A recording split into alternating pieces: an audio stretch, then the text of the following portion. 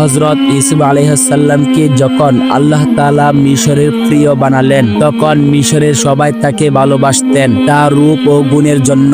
এমনকি মিশরের বাদশাহ তাকে জিজ্ঞাসা না করে কোনো কাজ করতেন না। একবার সে এলাকায় দুর্ভিক্ষ হয়ে যায়, যে কারণে কোথাও খাদ্য ছিল না, কিন্তু আল্লাহ তাআলা হযরত ইউসুফ আলাইহিস সালামের জন্য মিশরকে এই ভয়াবহ ঘটনা থেকে বাঁচিয়ে রাখেন।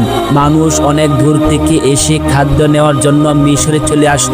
একদিন ইউসুফ আলাইহিস সালাম জানতে পারলেন তার ভাইরা মিশরে এসেছে খাদ্য কেনার জন্য, যারা কিনা একদিন ইউসুফ আলাইহিস সালামকে কুয়াতে ফেলে দিয়েছিল। তখন হযরত ইউসুফ আলাইহিস সালাম ঘর থেকে একটি পাঞ্জাবি নিয়ে তার ভাইদের সামনে আসলেন। তিনি তার ভাইদের বললেন, এই পাঞ্জাবি আমার আব্বা জানের চোখের উপর রাখবে, তাহলে তিনি দৃষ্টিশক্তি ফিরে পাবেন। তারপর বাবা ও মাকে মিশরে নিয়ে এসো। হযরত ইউসুফ আলাইহিস সালামের পিতা হযরত ইয়াকুব আলাইহিস সালাম যখন এই কথা জানতে পারেন, তখন তিনি পুত্রের ভালোবাসায় মিশরে চলে আসেন।